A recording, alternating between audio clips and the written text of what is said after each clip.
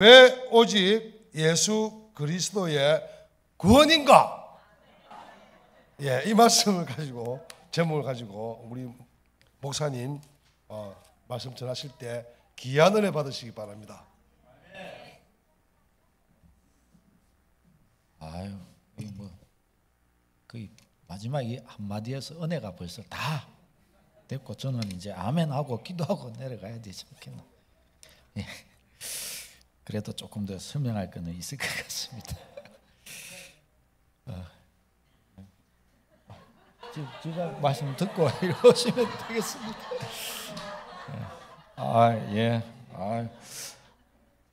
우리 이남전도의 총회 한 거죠. 다시 그러니까 그대로 요리 4년 전에 해가지고 그때 제대로 못 했으니까 제대로 하도록 하셔야 되겠습니다. 우리 교회는 111 비전으로 나아갑니다. 비전 가지고 기도해야 됩니다. 비전이 눈앞에 확실하게 보이지 않는 것 같아도 이것으로 무엇이 어떻게 될까? 나는 나 같은 사람이 나는 할 수 없을 것인데, 그건 문제가 아니에요. 누가 하시냐? 성령이 하실 줄 믿습니다. 우리 믿음의 백성은 제일 간단합니다. 성령 감동 안 오면 가만히 있으면 됩니다. 뭐 대단할 거 없어요. 성령 감동 안 오면 어떻게 해요? 가만히 있으면 되는 거예요. 그러나 감동 오면 어떻게 해요? 주여 감동 오면 내가 순종하리이다. 아멘.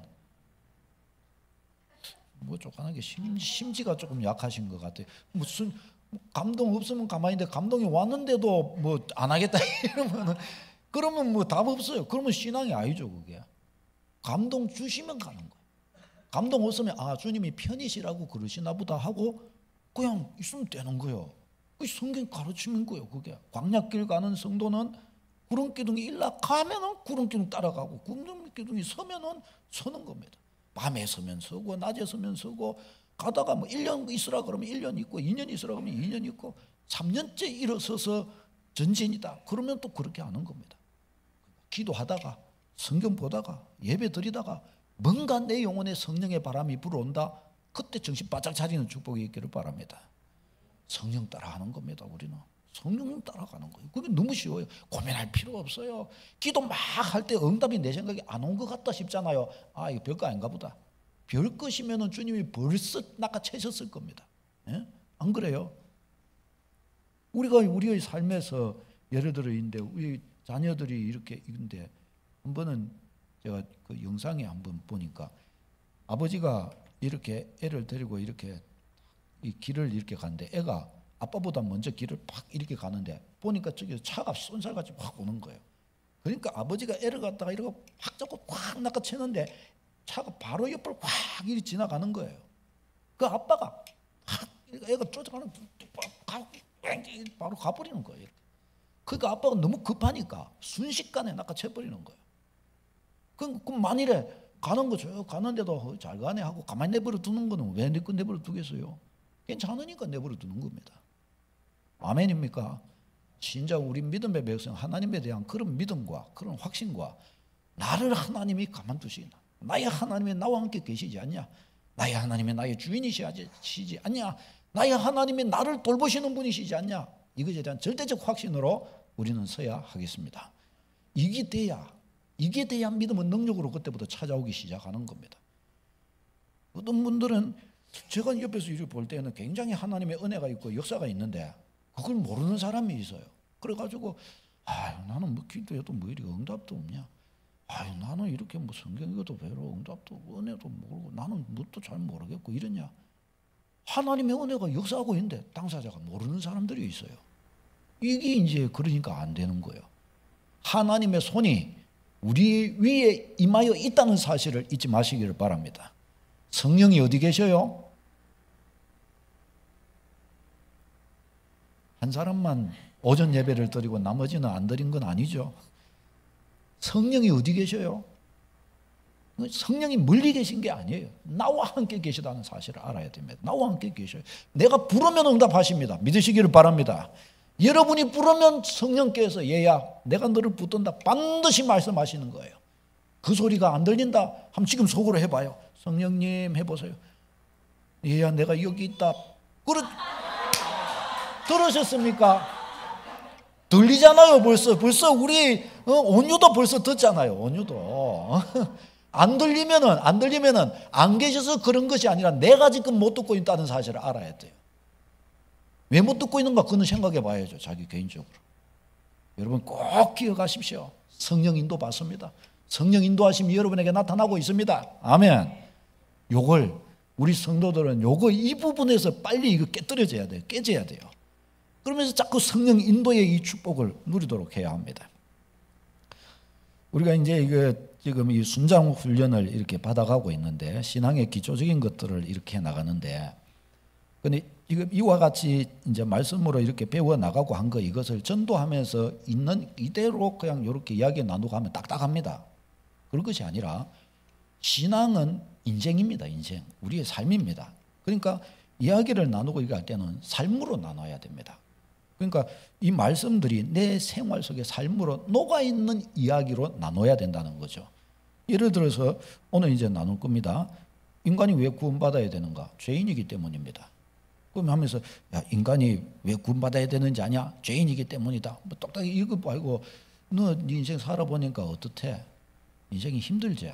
힘들다고. 다 힘들다 그러죠. 그죠? 힘 안 드는 게 없어요. 왜 힘든지 아나? 모르겠다. 죄인이라서 그런 거야. 이제 이렇게. 그러니까 이런 적용이 될 수 있도록 그런 언어로 이렇게 나누어 갈 때 그 사람에게 정말 적합한 답이 되는 겁니다. 답이. 잠깐 나눠도 답이 되는 겁니다. 자, 우리가 이제 신앙의 이것들을 익혀가고 세워가는데 우리가 사실은 신앙의 뼈대들이 우리에게 굳건합니다. 많아요. 그런데 한 가지 문제가 있습니다. 신앙이 우리를 통해서 표현돼야 되거든요. 그런데 표현되려면은 우리가 기억하는 말씀이 있어야 돼요. 기억하는 말씀. 성령께서 도와주셔도 예수님으로부터 들은 바가 있어야 도와주시는 거예요. 그러니까 우리가 하나님의 이 말씀들을 배우기만 하고 그 말씀들을 우리의 생각을 가지고 우리가 사색하고 깊이 생각하지 않으면 이게 우리의 안에 채워지지가 않아요. 지나가는 말씀밖에 되지를 못합니다. 그러니까 내 것이 되도록 우리가 이 한 말씀 한 말씀들을 찝어야 됩니다. 그리고 생각해야 됩니다. 이 말씀들. 그래서 생각해서 내 것이 되도록 해야 이것이 이제 확신으로 나타나게 됩니다. 누가 이상한 말을 할 때에도 그게 아니지. 신앙이란 이런 거지. 죄라는 것은 이런 거지. 그래서 죄인인 거지. 우리가 구원받으려면 왜 예수 믿어야 되는데? 그러면 내가 가지고 있는 내가 아는 주 예수 그리스도로 딱 그렇게 말할 수 있도록 그 신앙의 조회를 그렇게 가져야 된단 말이죠. 그렇게 하려면 그렇게 되어야 신앙에 대하여 그렇게 우리가 내 인생을 가져서 말하게 될 때 그것을 듣는 사람이 어떻게 생각하겠어요? 그리스도인이 어벙한 줄 알았더만 생각이 없는 사람들이 아니네. 이제 이렇게 하게 되는 거란 말이죠. 저번에 일전에 제가 한 번 이제 같이 운동하는 분 중에 한 분에게 그분이 갑자기 목사님 굳이 교회 갈 필요 있습니까? 하면서 그러는 우스갯말로 이제 그러는 거예요. 그래서 제가 아니 우리 거기 이제 그 음식점 하는 형제 사장님 하나님이 살아 계십니다. 하나님이 살아 계신지 어떻게 알겠습니까? 아주 그냥 우스갯말로 그리 하는 거예요. 그래서 그분한테 이야기했습니다. 우리가 지금 살아 숨쉬고 있는 것이 하나님이 계시다는 증거입니다. 인간의 당신의 근원이 뭔지 아십니까? 우리는 아무도 모르죠. 그래 모르죠. 우리는 다 모르고 있습니다. 증명할 길은 없습니다. 그래서 하나님이 살아 계시다고 저는 믿는 사람입니다. 하나님이 살아 계십니다. 당신도 죽고 나도 죽을 것이라고. 그래서 나는 하나님 그분 앞에 진지하고 하나님 그분을 섬기는 일에 내 인생을 바쳤다고. 그러면서 그분에게 이야기하는 거죠. 예수님을 믿어야 됩니다. 왜 사는지 모르지 않습니까? 그런데 나는 예수님 믿고부터 알게 됐어요. 믿어야 됩니다. 헛수고 헛인생 살 수가 있는 거예요. 하면서 이야기하니까 농담으로 이야기했다가 진지함으로 들어가니까 자기 인생이 값싸 보이게 되는 거죠. 그겁니다. 그거. 우리가 생각 있는 그리스도인, 우리의 가치, 우리의 소신, 우리의 주관, 내가 보고 있는 인생, 그것을 다른 누군가에게 이야기를 해 주었을 때 그가 그 이야기를 들으면서 이게 함부로 인생을 판단하거나 생각하지 못하겠다라는 그런 우리가 진지한 신앙생활이 될 수 있도록 우리 자신을 해야 하겠습니다. 그런 의미에서 오늘 이 말씀들도 이게 페이퍼를 이렇게 나누어 드린 것은 이거 한번 보면서 말씀 듣고 보면서 이제 우리가 들으면 그냥 아는 거예요. 알지만은 우리 스스로 안에 깊이 생각하면서 가치로 남을 수 있도록 해야 됩니다. 이게. 그래서 그런 차원에서 나누어 드렸으니까 여러분 이거 잘 가지고 이리 있으면서 보시고 자꾸 이게 내용을 상고하는 은혜가 있기를 바랍니다. 왜 인간은 구원받아야 되는가? 뭐죠? 죄인이기 때문이죠. 모든 사람이 죄를 범하였으며 하나님의 영광에 이르지 못하더니, 그렇죠? 우린 다 죄인입니다. 왜 구원받아야 돼요? 그렇죠. 죄인이기 때문에 구원받아야 됩니다. 죄의 증거가 뭡니까? 죄의 증거가 뭐죠? 하나님을 모르고 있는 게 죄의 증거입니다. 태어나면서부터 하나님하고 불러요? 못 부릅니다. 몰라요. 하나님을 모른 채 태어납니다. 그게 뭐예요? 죄의 증거입니다. 죄라고 하는 것은 하나님을 모르는 것이 죄고 하나님을 마음에 두기 싫어하는 경향성이 죄의 경향성입니다. 그러니까 하나님을 모르고 있어요. 하나님을 모르는 저것이 뭐예요? 하나님과 그를 단절시키는 겁니다. 하나님을 모르는 게 죄고 그 죄가 하나님과의 관계를 단절시켜 놓는 거예요. 예레미야 5장요. 시작. 너희 허물이 이러한 일들을 물리쳤고 너희 죄가 너희로부터 좋은 것을 막았느니라. 아멘. 하나님은 내게 좋은 것을 주신다는 거예요. 나에게 좋은 것이 있다는 거예요. 좋은 것이 온다는 거예요. 그런데 뭐가 물리쳐요? 못 오게 한다는 거예요. 내 죄가 딱 가려버린다는 거예요. 왜 이런 거 있잖아요. 딱 해갖고 남편이 아내를 위하여 딱 선물을, 아내 생일 선물을 딱 준비해가지고 갖고 딱 주려고 준비를 해놨어요. 그래갖고 딱 내놓으려고 딱 이러는데 아내가 대뜸 먼저 이야기하는 거예요. 당신 오늘 뭐 난지 알아? 좋게 말하지도 않고 그렇게 말한 거예요. 이 말이 나오려다가 딱 꺼내려다가 확 막히는 거예요. 그래갖고 아유 저 분위기가 왜 저래? 사람 말이야 남편이 여지껏 살고 이렇게 했으면 감사해서라도 나한테 뭘 하고 준비하고 생일 챙겨주고 이래 해야지. 인간이 이렇게 해서 되겠어? 그래 하면 나오려다가 갑자기 쏙 쥐놓고 아이고 요거도 먹을 값이 안 내나요? 왜요? 이 벌써 한 대 먹었는데 내가 어떻게 그걸 내놓겠어요? 그러니까 허물이라고 하는 게 그런 거잖아요. 하나님께서 좋은 것을 예배하고 준비를 딱 하고 이거 주시려고 딱 이렇게 하는데 보니까 지금 제가 받으면 더 영원히 안 될 것 같아요. 그러니까 쑥 들어가 버리는 거예요. 죄가 가리는 거예요. 죄가 가리는 거예요. 관계도, 사람의 관계도 어떻게 해요? 죄가 가리는 거예요. 서로 간에 허물이 있으면 좋으려고 하다가 허물이 있으면 딱 마음이 막혀버리는 겁니다. 좋은 것이 안 오게 되는 거예요. 좋은 것이. 그래서 죄가 하나님과 우리 사이로 가로막아 하나님이 좋은 걸 주려고 예비를 하시는데 그걸 못 받게 되는 겁니다.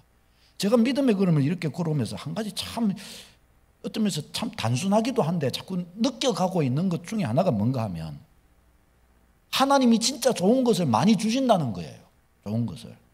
근데 우리가 보는 눈이 자꾸 다르고 받기 어렵도록 자꾸 가더라는 거예요. 제가 가만히 이렇게 보니까요. 많이 살진 않았지만 신앙생활도 이렇게 살아보니까 하나님을 자꾸 생각하고 하나님을 그냥 자꾸 기뻐하고 특별하지 않아도 그렇게만 해도 하나님 자꾸 좋은 것을 주셔요. 신자는 완전 대박 난 겁니다. 그래서 그냥 하나님 생각만 그냥 좀 하고 다른 거 그냥 없고 내 하나님을 기대하는 마음만 자꾸 가져도 하나님이 자꾸 선하신 뜻을 이루어 주시고 우리에게 흘러 보내십니다. 가리지만 않으면 되는 거예요. 할렐루야. 그렇게 될 줄로 믿습니다. 그러니까 느긋하게 있잖아요. 자꾸 하나님한테 감사하다. 좋다. 너무 귀하네. 그냥 그러기만 하면 몰려드는 거예요. 그냥 그러기만 하면. 이게 하나님 백성의 축복인 겁니다. 이게 하나님 백성이 그리 대단하지 않아도 돼요. 근데 하나님 앞에서 그냥 믿고 하나님을 대한 믿음을 가지고 그냥 살면은 좋은 것이 오는 거예요. 좋은 것이. 왜? 하나님 아버지는 그런 분이시기 때문에 그렇습니다. 그러니까 어렵지가 않은 거예요. 나 혼자 내 안에서 조급해하면서 자꾸 죄의 생각으로 자꾸 나 자신을 옮아가지 않으면 그런 것들로 자꾸 끄고 가지 않으면 그냥 가만히 있는데도 은혜가 되고 복이 되는 거예요. 그냥 이 자리에서 하나님을 기대하시기를 축원합니다. 믿음이 없이는 기쁘시게 못하나니 하나님께 나가는 자는 반드시 그가 계신 것과 또한 그가 자기를 찾는 자들에게 상 주시는 이심을 그렇죠. 딴 게 없어요. 믿어야 할지요. 믿는다는 것은 어떻게 믿는 겁니까? 열심히 막 땅 파면서 믿는 겁니까? 아니면 막 열심히 막 애를 쓰고 막 땀 흘리면야 믿는 겁니까? 믿는 거는 뭘로 믿는 겁니까? 뭘로 믿어요? 그렇죠. 믿음은 마음에 있는 거예요. 마음으로 믿는 겁니다. 그러니까 그냥 이 앉아서 그냥 하나님이 나한테 좋은 것을 주신다네. 감사해서 어떡하지? 아이고 감사하다. 아이고 감사하다. 오늘은 뭘 주실란가? 아이고 주여 감사하다. 그냥 그러면 된다는 겁니다. 그러면 얼마나 단순합니까? 얼마나 단순해요. 이걸 사람들이 안 하는 거예요. 지금부터 하나님을 기대하는 축복이 있기를 바랍니다. 나를 보고 뭐 대단하게 그렇게 내가 뭘 어떻게 하기 때문에 하나님이 그런 보상을 주신다 그렇게 생각하지 말고 나 자체가 하나님이 주고자 하시는 기뻐하시는 바로 그 사람이라는 사실을 잊지 말아야 됩니다. 그러면요 휘바람 불고 나는 있는데 이상하게 감사가 나오는 거예요. 감사가 되는 거예요. 하나님을 기대하시기를 바랍니다. 너는 범사의 그를 인정하라. 그리하면 네 길을 지도하시리라. 하나님을 인정하기 시작하면 하나님의 그분이 스스로 자기를 내 인생에 드러내신다는 거예요. 하나님을 인정한다는 게 뭡니까? 인정한다는 게 하나님이 지금 여기 살아 계시다는 겁니다. 내 인생 앞에 하나님이 살아 계시다는 거예요. 그분이 내 인생과 함께 계시다는 겁니다. 그것을 인정하는 겁니다. 인정하기 시작하는데 기쁨이 찾아오는 거예요. 인정하기 시작하는데 이거 꼭 실천해보는 축복이 있기를 바랍니다. 꼭 이번 주에 지금부터 해보십시오. 하나님 앞에 나왔잖아요. 하나님 앞에 나오는 자는 살아계신 것과 자기를 찾는 자들에게 좋은 것 주신 상 주시는 이심을 믿어야 된다고. 나 하나님 찾아 나왔으니까 틀림없이 오늘 상 주신다. 나 상 받았다. 대박이다. 오늘 상 받았다. 그 확신을 가지란 말이에요. 그 기쁨, 그 기대감을 가지란 말이죠. 하나님이 그 일을 이루신다는 거예요. 그 일을. 이게 비밀입니다. 이게 신앙의 비밀이에요. 비밀. 이 놀라운 축복. 그래서 주님과 함께하는 게 그래서 너무너무 큰 은혜요. 축복인 겁니다. 죄로 인하여 하나님과의 관계가 단절되었습니다. 죄로 인하여 관계의 단절입니다. 읽겠습니다. 시작. 여호와의 손이 짧아 구원하지 못하심도 아니요 귀가 둔하여 듣지 못하심도 아니라 오직 너희 죄악이 너희와 너희 하나님 사이를 갈라놓았고 너희 죄가 그의 얼굴을 가리어서 너희에게서 듣지 않으시게 함이니라. 하나님의 손이 짧아서 구원 못하시는 게 아니고 귀가 둔하여 못 들어서 응답 안 해주시는 것도 아니라는 거예요. 죄가라는 거예요. 우리는 기도하고 하나님은 응답하시는 겁니다. 기도하는 것은 내 일이고 응답하시는 것은 하나님의 일이니 우리는 열심히 기도하는 자가 되고 응답이 안 온다 그러면 없어도 되는 거기 때문에 그런 것이고 때가 되면 하나님이 또 다 그에 맞춰서 응답하신다는 사실을 잊지 마시기를 바랍니다. 얼마나 좋아요. 얼마나 좋아요. 얼마나 복이에요. 얼마나 큰 복입니까? 자, 그래서 여기에서 우리가 알게 되는 것이 뭐예요? 하나님의 구원 계획의 핵심은 죄 문제라는 거예요. 죄 문제. 죄가 하나님과의 사이를 갈라놓고 죄가 하나님으로부터 오는 것들을 가로막는 겁니다. 그러니까 구원이라고 하는 것은 죄 문제 해결입니다. 죄 문제 해결. 하나님의 구원 계획의 핵심은 그래서 죄 문제 해결입니다. 하나님께서 그래서 이 죄 문제를 해결하시기 위해 하나님이 우리에게 가르쳐 주신 구원의 계획 방법은 뭐예요? 그 대리적 속죄의 방법을 쓰신 거예요. 하나님께서. 그 대리적 속죄의 방법은 구약 성경이 내내 창세기부터 계시록까지 창세기부터 말라기까지 계속해서 하나님이 가르쳐 주신 하나님의 구원 계획이에요.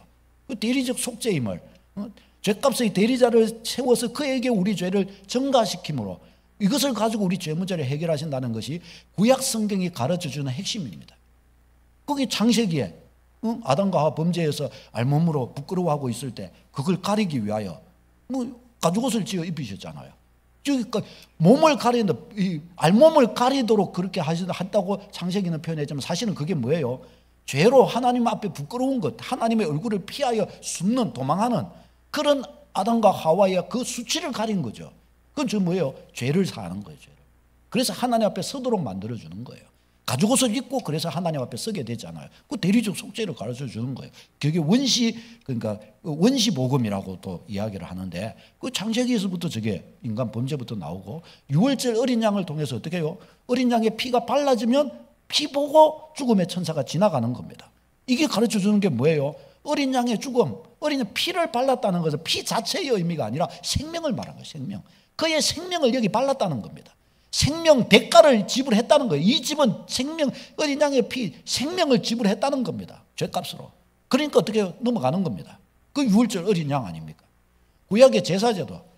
저 제사제도가 뭐예요? 짐승 생명 딱 줘가지고 범죄한 자가 짐승을 갖가도 잡아놓고 이 짐승이 생명을 바칩니다. 왜? 물론 내 죗값으로 바칩니다. 생명을 주는 거예요. 그리고 서로 죄사함 받는 겁니다. 이게 전 구약 성경을 통해 가르치는 것이죠. 제사제도의 핵심, 제사제도는 하나님과 언약, 이스라엘의 하나님과 언약 백성이잖아요. 이 언약 백성을 유지하게 하는 것이 바로 저 제사제도란 말이죠. 그러니까 저 구약 전체를 관통하는 게 저거 대리적 속죄를 하나님이 가르쳐준 거예요. 뭘로 네가 사냐? 죄 지어서 하나님과 언약에서 떨어지는데 뭘로 사냐? 제사 지내갖고 사는 겁니다. 피 흘림으로 사는 거예요. 이게 뭐예요? 짐승한테 내 죗값이 증가되어서 사는 겁니다. 이걸 하나님이 지속적으로 구약 시대를 통해서 전체를 통해서 하나님이 가르쳐 오신 것입니다. 자, 그런데 이 구약 제사제도에 한계가 있단 말이죠. 한계. 그것이 뭐예요? 지성소로 들어가는 길이 열리지가 않았다는 것입니다. 대제사장도 1년 한 차례 지성소가 구약에서 어디예요? 하나님이 임재하여 계시는 곳, 자기 백성을 통치하시기 위해서. 그게 지성소거든요. 하나님의 성막에는 성소, 지성소가 있잖아요. 그 지성소에는 하나님의 법궤가 있고 그곳에 하나님이 임재하시는데 거기에도 대제사장이 들어가는데 1년 한 차례 대속죄일에만 그곳에 들어가서 하나님 만날 수 있어요. 소위 말하면. 들어갈 때에도 자기를 위해 먼저 짐승의 피를 흘리고 제사를 지내서 죄사함 받은 다음에 들어가서 섬길 수가 있었습니다. 그게 구약 제사제도 안에서 짐승으로 제사 드리는 것들의 한계란 말이죠. 자, 여기에서 한번 읽어보십시다. 시작. 오직 둘째 장막은 대제사장이 홀로 1년에 한 번 들어가되 자기와 백성의 허물을 위하여 드리는 피 없이는 아니하나니 성령이 이로써 보이신 것은 첫 장막이 서 있는 동안에는 성소에 들어가는 길이 아직 나타나지 아니한 것이라. 아멘. 둘째 장막, 저게 성소에 딱 들어가면, 성막에 들어가면 처음에 딱 들어오면 첫 장막이죠. 그게 성소입니다. 그리고 그 안에 둘째 장막이 있는데 그곳이 지성소란 말이죠. 휘장으로 두 군데다 이렇게 가려져 있습니다. 근데 이 둘째 장막은 대제사장이 홀로 1년에 한 번 대속죄일에 들어갈 수 있다고 그랬죠. 그러가면서 자기 허물을 위해서 피 먼저 흘린 다음에 이스라엘 백성을 위해 저 지성소에 들어갈 수 있었어요. 여기에서 가르쳐 주신 것이 첫 성막이 서 있을 동안에는, 그러니까 첫 성막은 성소죠. 첫 성막, 성소가 있고 지성소가 있으니까 성소와 지성소가 구분되어져 있을 동안에는 아직 어디예요? 저기서 말하는 성소에 들어가는 길, 저 성소는 지성소를 말합니다. 지성소에 들어가는 길이 안 열렸다는 겁니다. 다른 말로 하면 하나님의 임재 앞으로 나가는 길이 안 열렸다는 거예요. 대제사장조차도 1년에 한 번밖에 못 들어가는데도 짐승의 피로 자기를 정결케 한 다음에 들어갈 수 있었다는 거예요. 그러니까 아무도 못 가는 거예요, 원래는. 그런데 이 지성소에 들어가는 길이 언제 열렸어요? 예수님이 십자가에서 죽으셨을 때 하나님의 성전에 휘장이 위에서부터 아래로 쫙 갈라졌다 이렇게 말씀하시잖아요. 그렇죠? 아래에서 위로 갈라진 거는 사람이 찢었다 이럴 수 있는데 위에서 아래로 갈라졌다는 것이 이게 5m가 넘어요. 8m, 10몇 m 뭐 이렇게 되는데 그 위에서 두께도 10cm도 넘어요. 그걸 찢어졌다는 거예요. 하나님이 찢어진 거예요. 왜요? 성소와 지성소의 구분을 없애버리신 거예요. 물론요, 예수님의 피로. 저 둘째 첫 장막이 그래 성소와 지성소의 구분이 있을 때에는 뭐가 안 나타나요? 하나님 만나러 가는 길이 아직 안 나타났다고 성경이 저렇게 말씀하는 거예요. 구약 제사제도 안에서는 하나님 만나러 가는 길이 안 나타났다는 거예요. 저기 성소, 지성소 우리 저번에 저 말씀 봤죠? 그래서 제사제도는 구약의 제사제도는 실체가 올 때까지의 그래서 임시적인 제도였다고 성경이 가르쳐 줍니다. 읽겠습니다. 히브리서 9장 시작. 이 장막은 현재까지의 비유니 이에 따라 드리는 예물과 제사는 섬기는 자를 그 양심상 온전하게 할 수 없나니 이런 것은 먹고 마시는 것과 여러 가지 씻는 것과 함께 육체의 예법일 뿐이며 개혁할 때까지 맡겨둔 것이니라. 아멘. 육체의 예법일 뿐이며 내면은 깨끗하게 하지 못하는, 겉만 그냥 깨끗하게 하는 정도의 일밖에 되지 못한다는 거예요. 뭐가요? 구약 제사제도가. 그래서 이 제사제도 갖고는 우리를 완전하게 죄 문제 해결해 주는 것이 아니라는 겁니다. 이것은 그래서 개혁의 때까지만 하나님께서 제한적으로 맡겨놓으신 제도라는 겁니다. 그 개혁의 때가 언제예요? 새 언약의 때까지인 거예요. 새 언약. 누구예요? 예수 그리스도 피의 언약. 이것이 구약 율법이 성취되는, 제사제도가 성취되는 새 언약의 때가 오기까지만 효력이 있도록 하나님이 이 임시방편으로 주신 제도였다라는 것입니다. 분명히 그렇게 되죠. 그래서 구약 율법 안에서의 삶을 통해서 결국 확인되는 것이 뭐냐? 파란 거 읽어보겠습니다. 시작.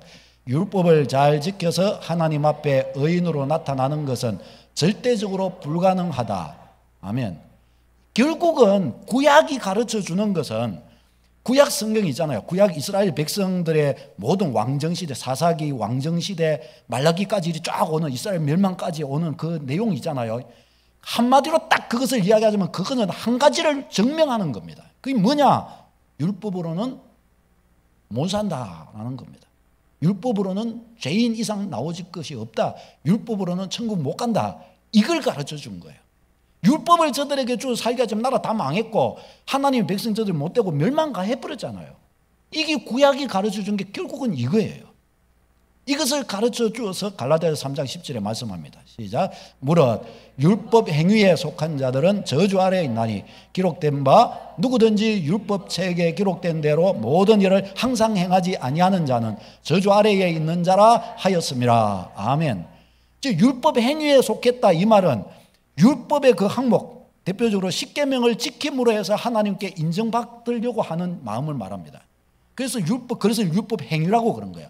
율법을 지켜서 하나님께 인정받으려는 것, 그런 신앙인 거예요. 우리도 자기 공로 있잖아요. 아이 사람이 말이지, 사람이 인간한테 이렇게 해야지, 인간이 어떻게 저렇게 살 수가 있어? 이렇게 해야 그래도 이쁨을 받지, 저렇게 하는데 어떻게 내가 이쁘게 줄 수 있겠어? 사실은 이런 종류들이 다 뭐예요? 율법적인 말이에요. 이런 방식으로는 사랑할 수도 없어요. 사람은 다 허물이 있는데요. 오늘 예뻤다가 내일 밉상이라니까요. 그렇잖아요. 근데 주님의 구원은 이게 아니란 말이죠. 그러니까 율법은 의롭지만 이와 같이 우리에게 주셨지만 이것을 우리가 실행할 능력이 없다는 거예요. 능력이 없다는 거예요. 그래서 멸망하고 만다는 겁니다. 저주 아래에 있는 자라. 그래서 구약 성경을 통해서 주님이 하나님께서 우리에게 증명해 주신 게 뭔가 하면 너희는 은혜가 필요하다 이겁니다. 이거.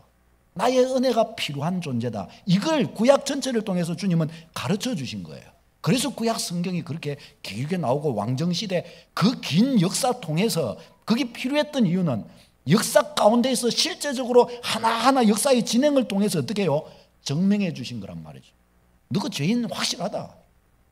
너가 아무리 의로워지려고 해도 너의 거룩한 행위로서는 절대로 하나님 앞에 의로움을 받을 수 없다. 그 말씀을 계속 해 주신 겁니다.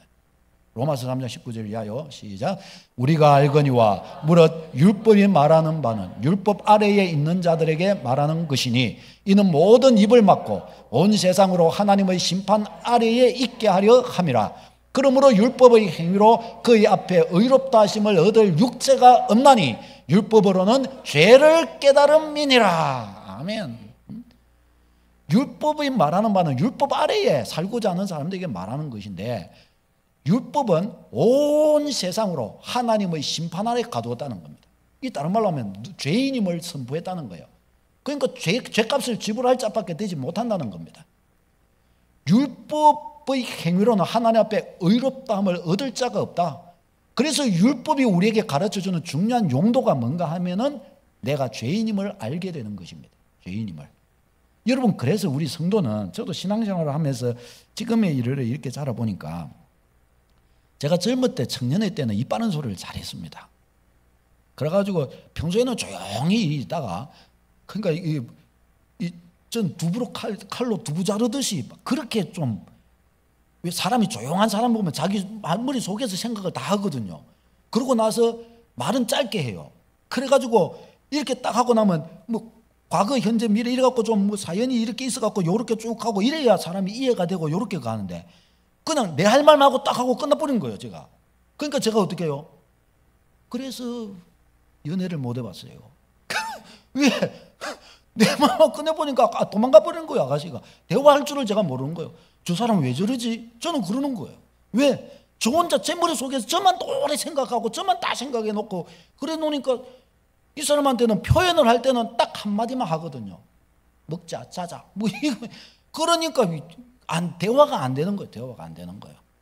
그렇게 띄었는데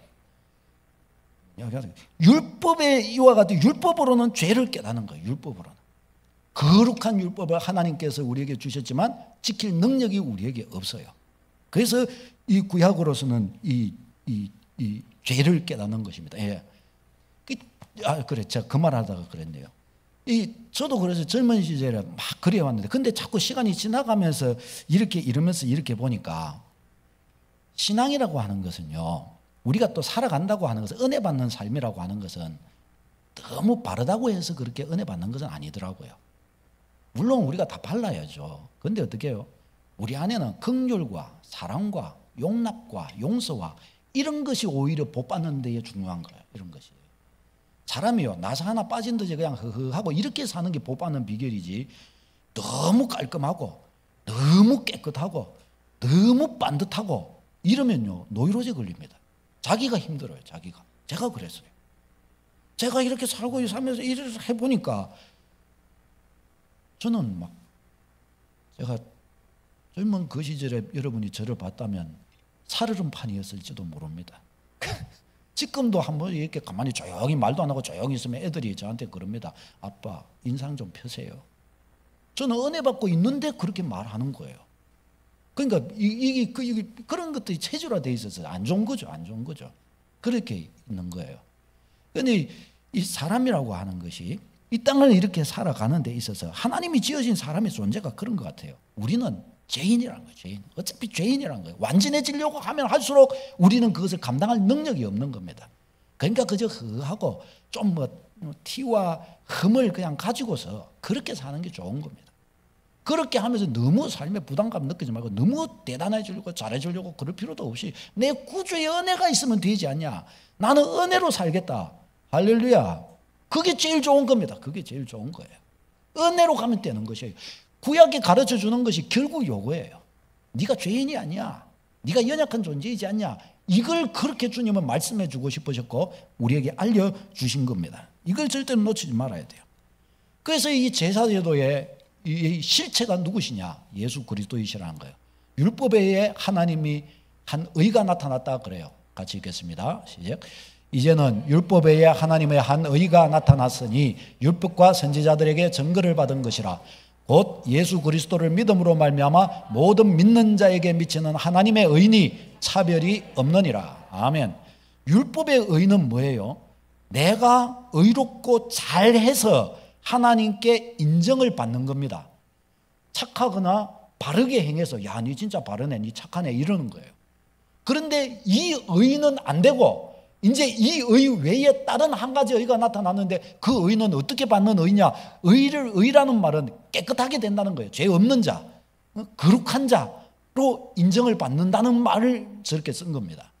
그러니까 하나님 앞에 의롭다고 인정을 받는 율법의 의의 방법 가지고는 내가 그걸 못 따라가기 때문에 안 되고 다른 한 방법이 있는데 그게 뭐냐? 믿음의 방법으로 의롭다함을 받는다는 거예요.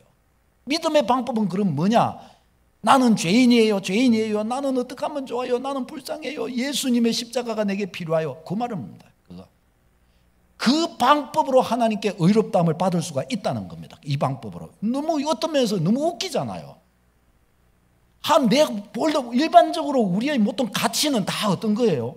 바르게 해야 바른 겁니다. 그렇죠? 착한 짓을 해야 예뻐해 줄까 아이가? 이렇게 다 그런 거잖아요. 근데 하나님의 방법은 그게 아니라는 거예요. 왜요? 우리가 그렇게 하면 우리는 거기서 벗어날 길이 없기 때문에, 아무런 방법이 없고 하나님께 복을 받을 길도 없고 구제 받을 길이 없기 때문에 하나님은 그 방법을 쓰지 않으신 거예요. 어떤 방법을 쓰시냐? 믿음의 방법을 쓰신 겁니다. 어떻게 해요? 모든 우리의 짐을 예수 그리스도께 넘기고 우리에게는 믿기만을 원하시는 거예요. 읽어보겠습니다. 시작. 이제는 읽었네요. 예. 예수 그리스도를 믿음으로 믿었는데 하나님은 나를 의롭다고 취급하시는 거예요. 믿기만 했는데 나를 의롭다 취급하시는 거예요. 이게 어찌 그런 일이 있냐? 그런 일이 있어요. 제사제도의 성취자 예수 그리스도 짐승을 갖다 잡았는데 제사해 준 거예요. 그렇죠? 어떻게 그러냐? 하나님이 그렇게 하신 거예요. 내 죄값을 짐승의 생명으로 갚게 하셨는 거예요. 그런데 이 짐승의 이 짐승 가지고는 실제적으로 내 죄를 사하지 못하니 하나님이 인간의 몸을 입고 오셔서 바로 그 제물이 되어 주셔서 단번에 우리의 죄값을 담당하셨다. 성경은 그렇게 말씀합니다. 읽겠습니다. 시작. 모든 사람이 죄를 범하였음에 하나님의 영광에 이르지 못하더니 그리스도 예수 안에 있는 속량으로 말미암아 하나님의 은혜로 값없이 의롭다 하심을 얻은 자 되었느니라. 아멘. 틀림없이 그랬죠. 죄로 말미암아 영광에 이르지 못하는데 예수 그리스도 안에 있는 속량, 죄값을 지불함으로 값없이. 왜 값없이라고 말씀하냐? 내가 내 죄값을 지불한 게 아니기 때문에 그냥 나는 하나님 죄송해요, 나는 죄인입니다, 예수님 의지합니다 하고 모셨을 뿐이라는 거예요. 그런데 나를 잡아주신 거예요. 그런데 나를 의롭다고 해주시는 거예요. 그러니까 나를 기쁘게 받아주시는 겁니다. 여러분, 그러면 우리가 이것을, 그래서 이 구절들 여러분 있죠, 내용을 따라가면서 묵상을 좀 하세요. 묵상을 해야 됩니다. 이 구절들의 의미를 깊이 묵상을 하면 십자가의 도가 다가옵니다. 꼼꼼히 한번 이걸 묵상을 해야 돼요, 여러분. 이 말씀들을 묵상을 하고 해보십시오. 그래서 우리 기독교인들은 우리의 삶의 방식을요, 사람이 저거 예쁜 짓을 해야 예뻐하지 이런 방식으로 우리는 택하면 안 됩니다. 사람이 어떻게 저러노, 뭐 인간이 어떻게 저러노, 그런 방식으로 우리는 사람을 사귀거나 보려고 하면 안 됩니다. 십자가의 방식으로 우리는 봐야 됩니다. 어떻게 해요? 주님이 그를 기뻐 받으시지 않았냐? 그에게 믿음이 있지 않냐? 주님이 그 믿음을 받으시고 그를 의롭다고 칭하셨어요. 그러면 우리도 허물 많은 우리 형제자매 지체들이지만 뭘로 우리도 봐야 돼요? 그가 믿음 있는 사람이 아니냐? 저렇게 부족한 자를 내 구주고 사랑하시니 나도 그러면 저거는 흠이 없는 거다, 저거는 완전한 주의 백성이다, 완전한 사람이다, 이렇게 받고 인정할 줄 아는 축복이 있기를 바랍니다. 이 복음 안에서 보는 눈이에요. 복음 안에서 보는 눈. 갈라디아서 3장 19절로 시작. 그런즉 율법은 무엇이냐? 범법함으로 더하여진 것이라. 천사들을 통하여 한 중보자의 손으로 베푸신 것인데 약속하신 자손이 오시기까지 있을 것이라. 약속하신 자손 누구예요? 예수 그리스도. 예수 그리스도 오실 때까지만 임시적으로 주신 제도였다는 겁니다. 예수 그리스도 실체가 오시자 이제 율법은 끝. 우리의 행한 바 의로운 행위로 말미암아 끝이 아니라 예수 그리스도의 보배로운 피로 하나님 앞에 우리가 의롭다 하심을 얻은 자 되었다는 겁니다. 얼마나 좋아요. 그러니까 우리는요, 앞으로 이제 율법적 눈을 가지고 사람도 보지 말고 인생도 보지 말아야 됩니다. 뭘로 봐요? 십자가의 눈을 가지고 볼 줄 알아야 됩니다. 아멘. 모든 게 감사해요. 그러니까 모든 게 좋은 거예요. 좀 틀리고 좀 부족해 보이고 좀 삐뚤어진 것 같아 보이고 그래도 괜찮습니다. 뭐예요? 십자가가 덮어버립니다. 아멘입니까? 이걸 꼭 기억하시기 바랍니다. 인간은요, 온전한 자가 없어요. 우리 사람은 다 허물이 많고 다 죄로 가득 차 있습니다. 그러니까 우리는 뭘로 살아야 돼요? 십자가로 살아야 돼요. 아무리 내가 보기에 아이고 이거는 뭐 아이고 저건 아이고 그래도 은혜가 부어지면 다 됩니다. 은혜가 부어지면, 은혜로 부어지면 다 주님이 만드시고 새롭게 해 주시는 거예요. 뭐가 안 되는 것 같으면 내가 은혜의 의자에 기도하면 될 거 아닙니까, 여러분? 아멘. 그렇잖아요. 그렇죠? 우리는 이렇게 믿고 이 믿음으로 굳게 서는 은혜가 있기를 바랍니다. 기도하겠습니다. 나머지 뒷부분은 여러분이 또 다시 보시기를 바랍니다. 십자가가 완전합니다. 예수님의 십자가는 완전합니다. 십자가의 피의 권세는 완전합니다. 우리를 억만죄악에서 완전히 건지십니다. 이 말씀들 구절들을 곰곰이 따져가면서 여러분들 꼭꼭 집어가면서 확인하시기를 바랍니다. 그리고 십자가의 도의 그 놀라운 축복을 확증하시기를 바랍니다. 완전히 죄에서 해방하고 완전히 우리에게 의뢰해 주시는 십자가 은혜, 이 복음의 축복을 누려야 하겠습니다.